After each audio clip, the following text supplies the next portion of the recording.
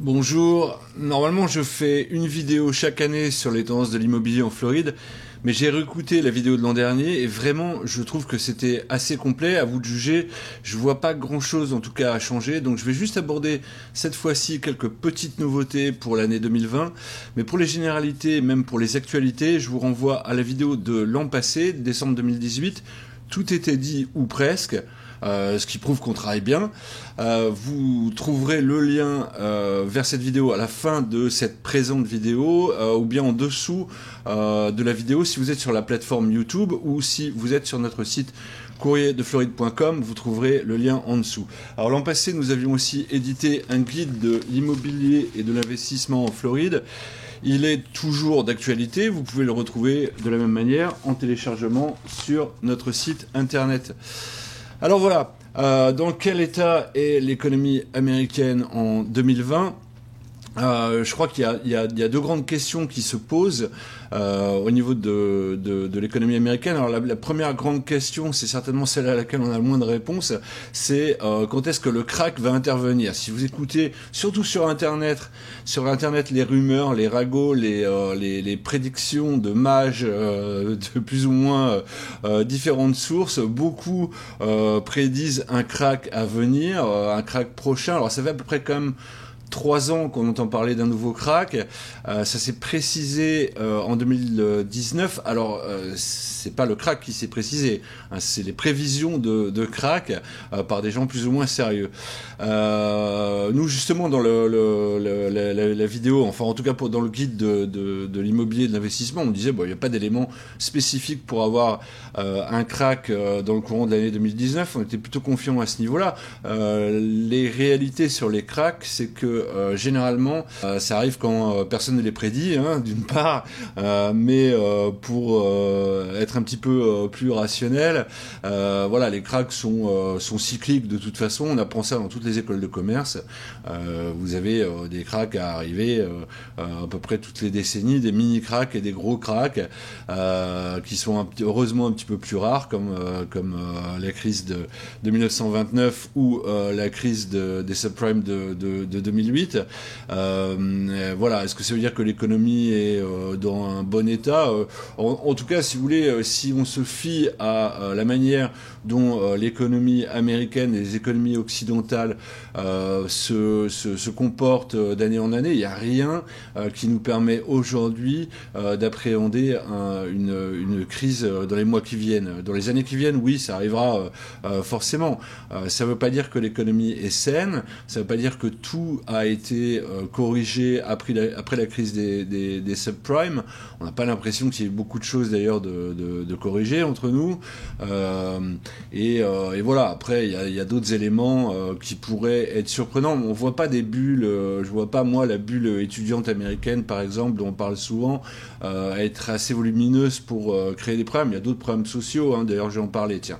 Mais en tout cas la bulle des prêts étudiants, à savoir les dettes faramineuses contractées par les étudiants américains, je vois pas, c'est pas nouveau, je vois pas en quoi ça pourrait entraîner un écroulement du château de cartes. Pas du tout. Après, bon, il y a des choses curieuses comme par exemple la dette publique américaine. Alors autrefois, vous avez le Parti démocrate qui n'était pas hostile à la dette, et puis vous avez le Parti républicain.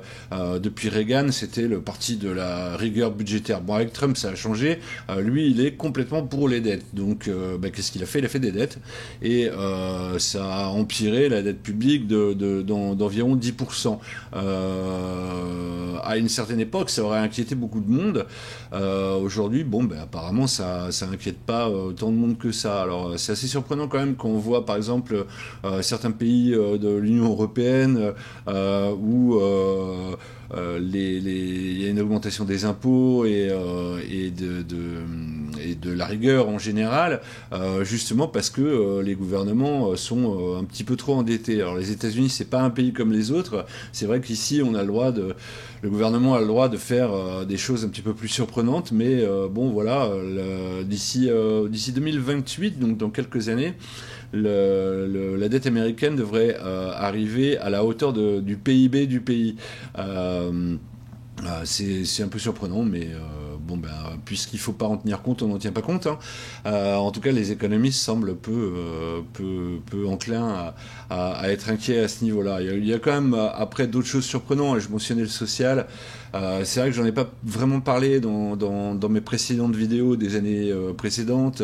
On pourrait m'accuser d'avoir un peu enjolivé la situation par rapport à la Floride pour bien vendre la Floride. Non, c'est pas par hasard si on est là. Hein.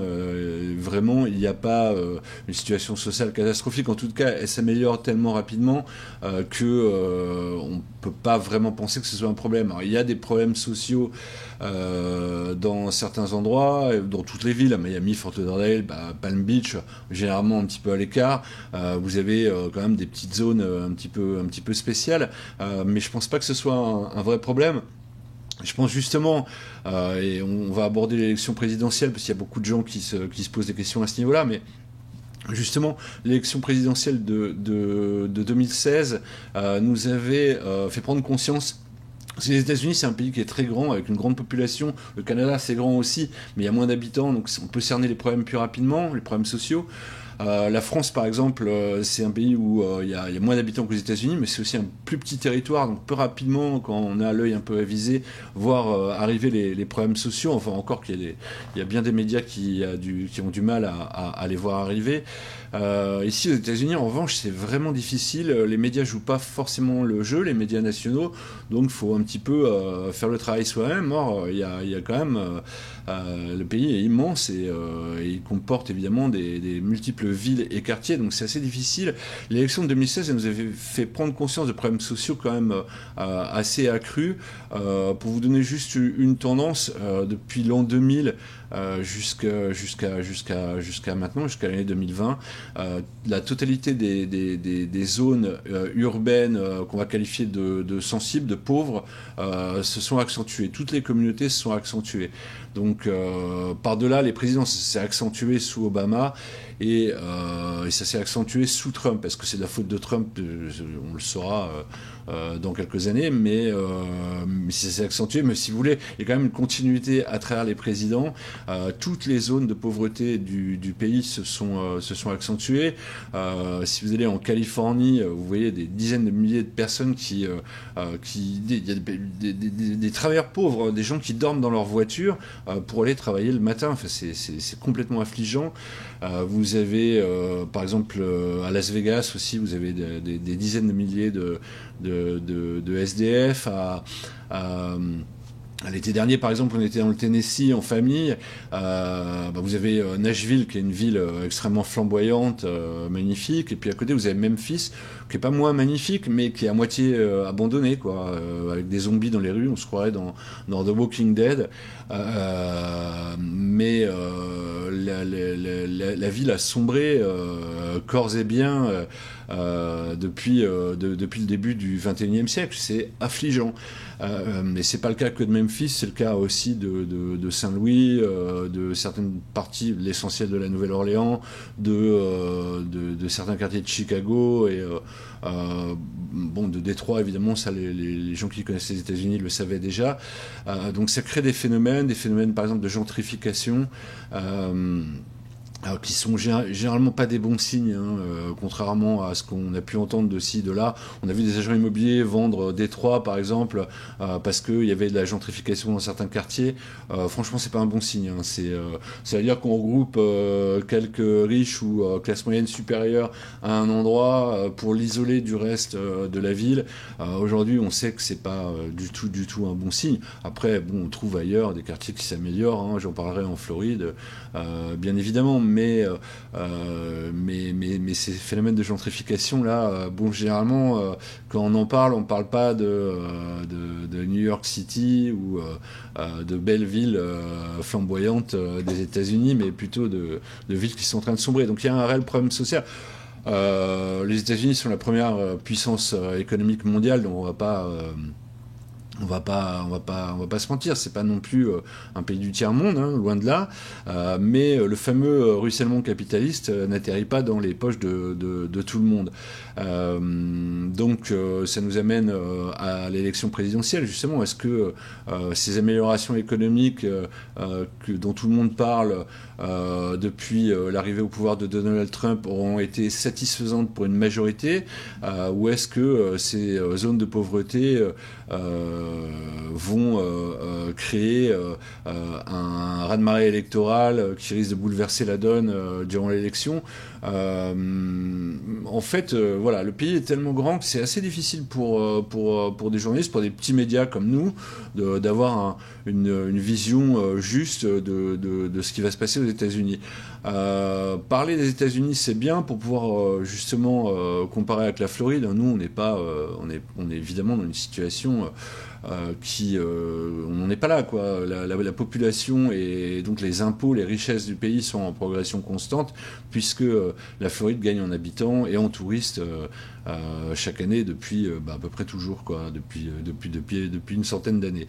Donc voilà, donc les craintes sur l'élection présidentielle américaine, moi-même j'aurais du mal à vous dire qui sera élu aujourd'hui.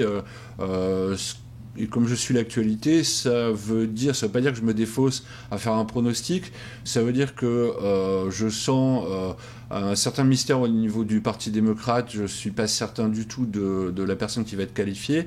On le saura dans les semaines ou les mois qui viennent qui va être le leader. Là, on pourra juger à ce moment-là. Certains disent que Donald Trump, pour sa part, est faible ou qu'il est même, on a pu lire des titres de la presse francophone, le président destitué. Alors non, il n'est pas destitué. Il y a très peu de chances qu'il le soit. Enfin, on peut même dire qu'il ne le sera pas. Hein. D'un autre côté, il est plutôt assez costaud. Il remplit les stades quand il fait des réunions publiques. Moi, je suis allé le voir. Il est en pleine forme, hein, sans juger sur le programme, sur le bien fondé des programmes des uns et des autres. Voilà, simplement, on va avoir, à mon sens, des problèmes qui risquent d'être des problèmes sociaux, qui risquent de se greffer dans le débat cette fois-ci. C'était un petit peu latent la dernière fois. Mais là, ça risque d'être peut-être prédominant. On va voir. Je veux pas engager trop de paris sur l'élection présidentielle. Je pense que les jeux sont ouverts et que il y a des chances que le président élu soit conforme à une volonté de changement d'une majorité des Américains. Donc voilà. On a annoncé aussi, hein, les oracles ont annoncé la fin du monde suivant la prise de pouvoir de Donald Trump en janvier 2017. On a eu que des améliorations économiques depuis lors, donc voilà. Je crois pas que une élection d'une réélection de Donald Trump entraîne une crise quelconque. Crise économique quelconque, ou qu'un démocrate centriste puisse entraîner une crise financière majeure. Si c'était un socialiste, parce que les socialistes sont assez forts en ce moment, ce serait une première dans l'histoire des États-Unis. Bon, là, je demande à voir, hein, ce serait une petite révolution qu'un socialiste comme par exemple Bernie Sanders soit élu président. On n'en est quand même pas là, mais en raison des problèmes sociaux, encore une fois, il n'y a plus grand-chose qui me surprendrait dans ce pays, donc je reste observateur et j'engagerai mes paris sur l'élection présidentielle un petit peu plus tard dans l'année. Donc un petit mot sur la Floride quand même. La Floride fait partie des États-Unis, donc cette donne-là, on en subit des conséquences évidemment quand il y a des changements. Mais nous ici tout va bien. La Floride, c'est le troisième plus grand État des États-Unis derrière la Californie et le Texas. Et donc, bon, bah, encore une fois, je vous renvoie à la vidéo de l'année dernière. Les changements qu'on peut avoir, on a d'abord une continuité, hein, avant les changements, c'est vraiment la force de développement de la Floride. À tous les niveaux, ça se développe, c'est vraiment impressionnant. On a encore des disparités, bien évidemment, hein. Je crois que c'est le propre d'une économie capitaliste et d'un pays comme les États-Unis, d'avoir des disparités. On va avoir, si vous allez à West Palm Beach, vous avez la plus grosse concentration de milliardaires de la planète, et puis juste à côté, vous avez Riviera Beach, où vous avez une concentration de pauvres qui est à peu près égale. Entre les deux, vous avez la baie de Palm Beach et je sais pas, peut-être 3000 mètres ou 4000 mètres. Donc c'est comme ça. Et il y a encore des disparités. Comme je disais l'année dernière, les poches de pauvreté sont amenées quand même à se résorber, en tout cas près de la mer. Donc il y a encore peut-être quelques bonnes affaires à faire, mais ça va peut-être devenir de plus en plus rare. En tout cas, si vous cherchez les aubaines, vous serez certainement pas les seuls à vous mettre sur ce coup-là. Voilà, après les changements, c'est à peu près la même chose que l'année dernière. On voit quand même qu'il y a une sorte de rapacitude sur le quartier de Wynwood et apparemment sur le quartier de Little Haiti où c'est moins voyant. Ça évolue peut-être moins vite, mais apparemment il y a quand même une petite gentrification sur Little Haiti à Miami, et voilà. Quant à Wynwood, là c'est beaucoup plus flagrant quand même. Le quartier a connu une renaissance, hein. C'est un quartier d'entrepôt. Il y a connu une renaissance il y a une dizaine d'années, avec les galeries d'artistes qui avaient colonisé les entrepôts. Bon, là les artistes maintenant il faut les chercher. Les ateliers en tout cas, bon, on n'en trouve plus. Il reste quelques galeries, mais bon, il en reste encore, hein. Ça vaut le coup quand même de visiter le quartier, mais il y a une gentrification. Il y a de plus en plus d'immeubles d'habitation, des immeubles de bureaux. Donc voilà, si vous cherchez les aubaines, je crois que Wynwood, là, ça commence à être de l'investissement vraiment très très très sérieux. J'ai des questions aussi, bon, toujours pour savoir s'il y a toujours autant de Français, de Canadiens arrivés. Alors généralement les Français, on le sait en début d'année, donc ce sera plutôt le mois prochain que j'aurai des chiffres que je diffuserai dans le Courrier de Floride. On a eu un petit tassement au niveau des arrivées en masse, mais la grande masse, on a quand même beaucoup d'employés, hein, dans les grands groupes, donc on a eu un petit tassement. On n'a pas eu vraiment de progression pendant les 2 dernières années. En tout cas de pourcentage d'inscrits au consulat de France. L'année auparavant, il y a 3 ans, il y avait eu un plus 11 quelque chose % d'inscrits. Donc voilà, là il y a un petit tassement, mais je pense que ça devrait reprendre là ça a dû reprendre cette année a priori. Il y a peut-être eu un petit effet Macron qui fait que certaines personnes qui envisageaient de partir sont pas parties, mais en tout cas voilà, ça devrait. La tendance aux États-Unis, c'est plutôt toujours à la continuité, un grand nombre de Français qui arrivent aux États-Unis. Quant aux Canadiens, je voyais un chiffre diffusé par la consul du Canada il y a quelques semaines, 3,8 milliards de dollars d'achats immobiliers par an, 3,8 milliards de dollars d'achats immobiliers par an par les Canadiens en Floride. Donc c'est le dernier chiffre qu'elle avait projeté sur écran géant. Ça montre bien la tendance quand même. Évidemment, il y a un grand nombre de ces Canadiens qui sont des Canadiens francophones, principalement du Québec, mais aussi d'autres provinces, hein. Il y a toujours une appétence qui ne se dément pas, avec peut-être quelques changements. On voit que vers le nord du comté de Broward, par exemple, vers Pompano Beach, on a énormément d'arrivées de Canadiens, et également à Deerfield Beach aussi. Bon, c'est des petites villes, mais on voit qu'il y a une grosse progression. Ça reste pas que à Hollywood, et sur la côte ouest de Floride aussi, il y a de plus en plus de snowbirds, comme on les appelle. C'est pas des mauvaises nouvelles.